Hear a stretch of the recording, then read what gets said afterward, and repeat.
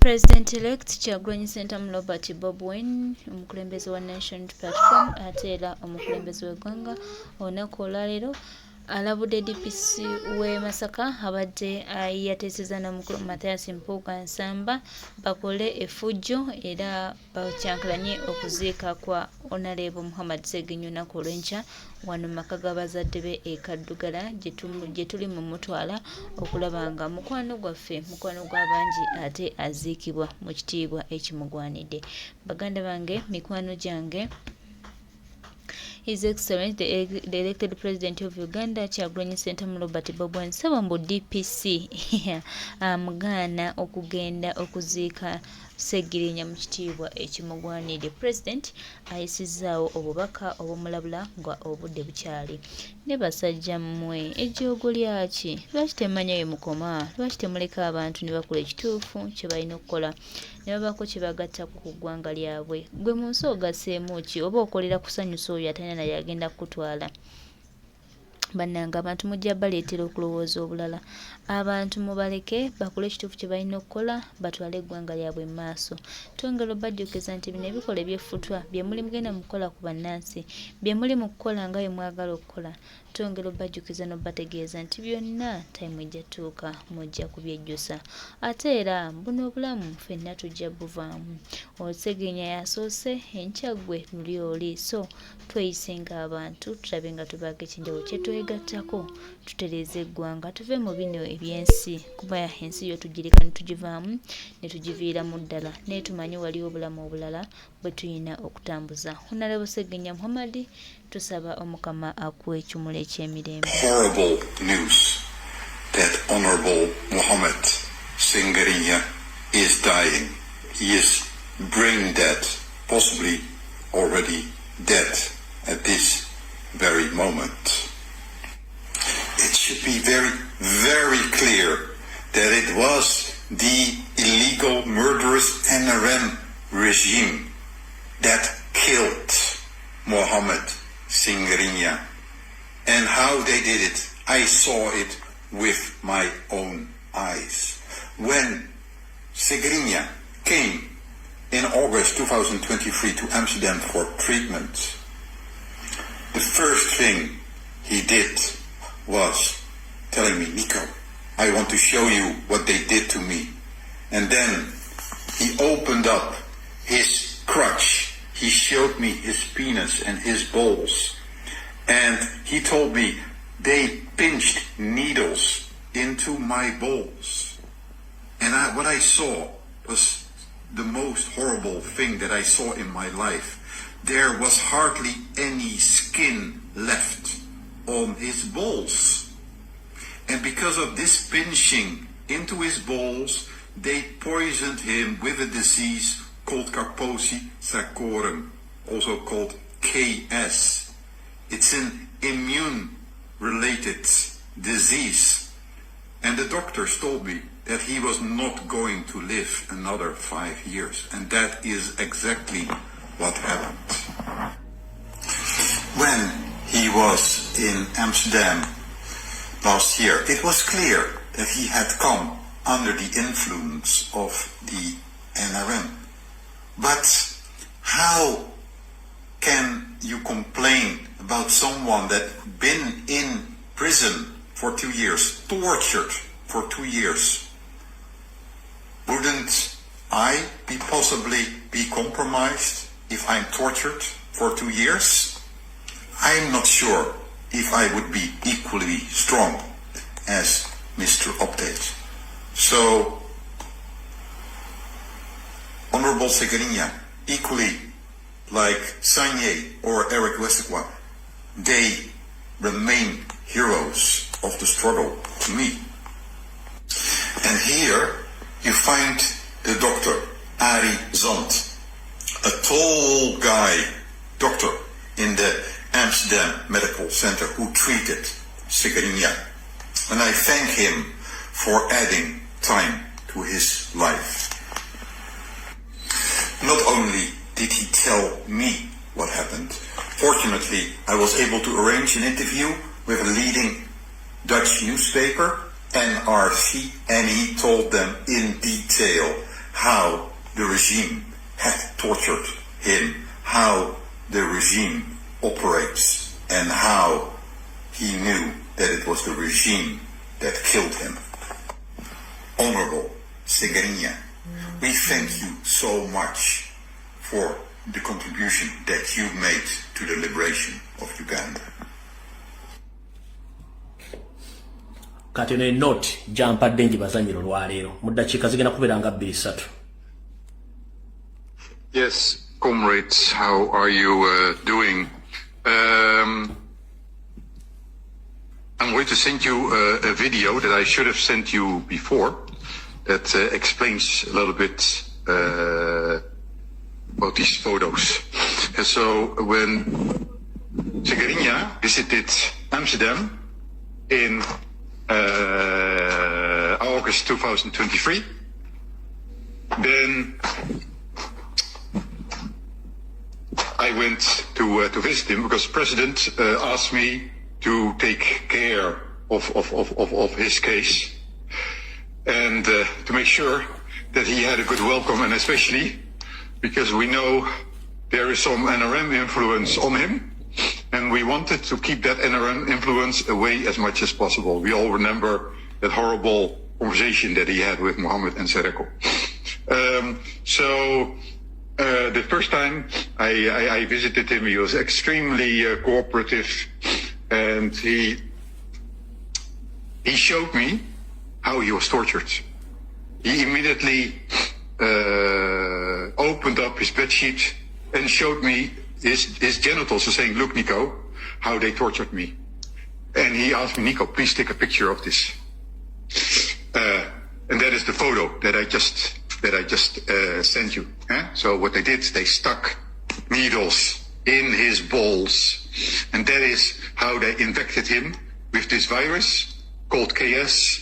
And I will share with you the name of the virus, because I was there when the doctor told me that he had this disease. And it is this disease that killed him, because this disease it's an immune kind of disease.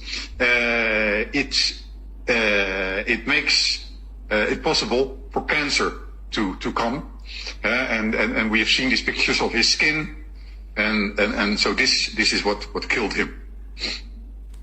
All right.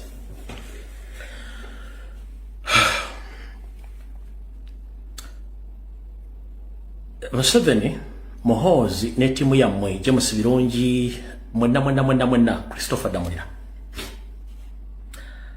Good enough records weziri eziraga okutulugunya n'abantu bemusse nga mukozesa obutwa.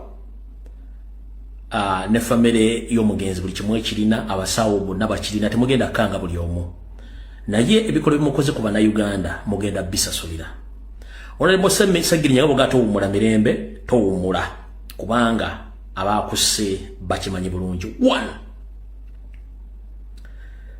Ndabyeko Mpuuga mu parliament nga ayogera ebigambo bingi nnyo, manyi mu kwogera oluzungu teri amukwatira nsawo, alowooza ffe tonda tumanyi luzungu.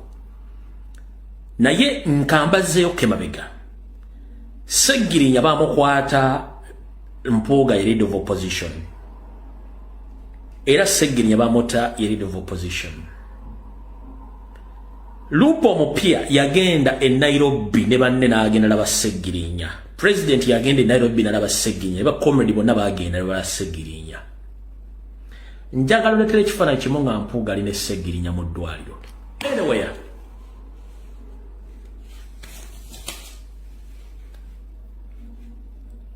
bakwata Sengirinya nga Mpuuga leader of opposition. Ne babeera mu game okuta Sengirinya nga Mpuuga leader of opposition. Lupo Mpya Jawulo Ssennyonyi bwe yafuuka Lupo n'agenda e Nairobi, ebiroba yagenda nfunda 2 n'alaba Sengirinya, ne bakomredi bonna bagenda, ne president yagenda e Nairobi n'agenda ne Kampala okulaba Sengirinya ne Makaage. Njagala muleeta ekifaananyi kya Mpuuga ng'ali ne Sengirinya. Anyway,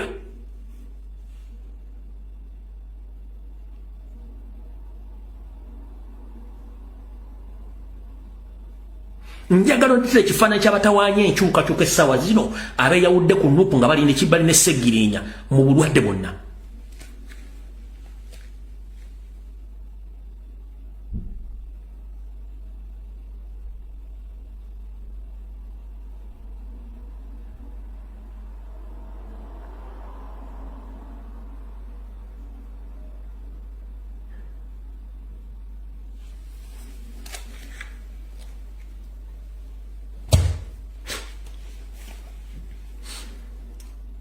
mutegedde bulungi nnyo. So njagala buli muntu yenna eyayita owa wansi oba wasoma oba tewasoma ng'olumirira munnayuganda olunaku lw'enkya lwa mukaaga mpaka olw'essande tugende oba mugende muwerekere Honorable Sseggirinya okuva e Kawempe mutuuke e Masaka oba district yo ne bagenda omuzika mugijjuza mugende muziike munnayuganda omutuufu abadde alumirira omuntu wa wansi. Ebirungi byakoze obiteeka ku minzaani bisinga ebitone bamwogerako ebibi. Nkusaba bwogenda kusulanjala genda owerekere Sseggirinya Muhammad. 1 mbadde nga nzijampa information wabula nga nkomekkereza ngamba mission gye bamusindikako ey'okuwayiriza president yagigaana musajja nnyo era ne mbagamba I'm saluting him all along obadde nkyogera. Sseggirinya towummula zuuku koonoonya abaakuse naffe tukyali mu ssabo tukyagitambuza. Naye empuuga basajja mmwe Maida Lubega Sseggona Charles Peter Mayiga abasajja ba DP Buloko n'awagira NRM musaana okubaka buli omwazi okukenga tazuukuse nga muyitiddeyo. Temusobola kutta bantu bannammwe bwe batyo. Njagala ombulire MP omu abadde asobola okuyimirira n'agenda n'akola ebintu byabadde akola Sseggirinya gye mugamba nti teyasoma.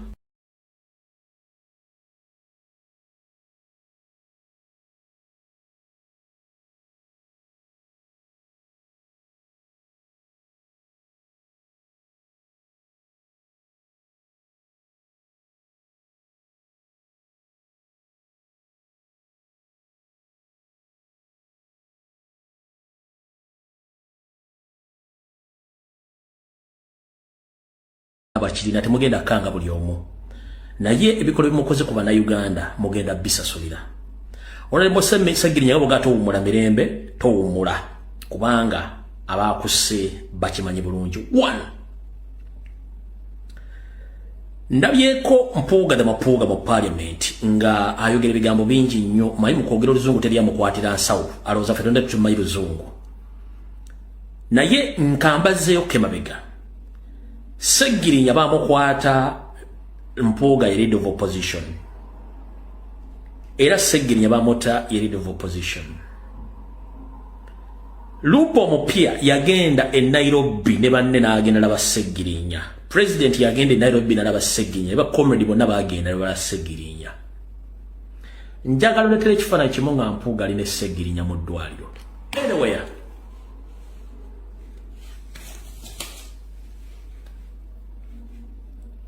bakwata Sseggirinya nga Mpuuga leader of opposition ne babeera mu game okuta Sseggirinya nga Mpuuga leader of opposition. Lupo Mpyaja Sseggirinya bwe yafuuka Lupo n'agenda e Nairobi ebiro oba yagenda nfunda B n'alaba Sseggirinya ne bakomredi bonna bagenda ne president yagenda e Nairobi n'agenda ne Kampala okulaba Sseggirinya ne Makaali. Njagala muleeta ekifaananyi kya Mpuuga ng'ali ne Sseggirinya anyway.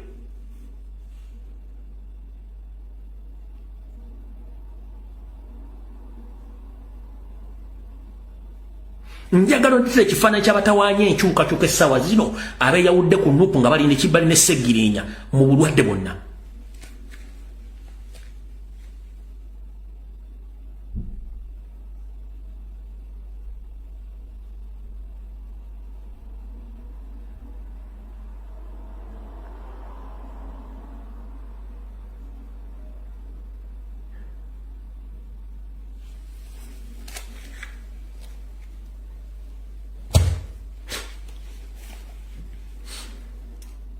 Mutegedde bulungi nnyo. So njagala buli muntu yenna eyayita owa wansi oba wasoma oba tewasoma ng'olumirira munnayuganda olunaku lw'enkya lwa mukaaga mpaka olw'essande tugende oba mugende muwerekere Honorable Sseggirinya okuva e Kawempe mutuuke e Masaka oba district yo ne bagenda omuzika mugijjuza mugende muziike munnayuganda omutuufu abadde alumirira omuntu wa wansi. Ebirungi byakoze obiteeka ku minzaani bisinga ebitone bamwogerako ebibi. Nkusaba bwogenda kusulanjala genda owerekere Sseggirinya Muhammad. 1 mbadde nga nzijampa information wabula nga nkomekkereza ngamba mission gye baamusindikako ey'okuwayiriza president yagigaana musajja nnyo era ne mbagamba am saluting him all along obadde nkyogera Seggirinya towummula zukukoonoonya abaakuse naffe tukyali musawo tukyagitambuza naye empuuga basajja mmwe Maida Lubega Sseggona Charles Peter Mayiga abasajja ba DP Block n'awagira NRM musaana okubaka buli omwazi okukenga tazuukuse nga muyitiddeyo temusobola kutta bantu bannammwe bwe batyo njagala ombulire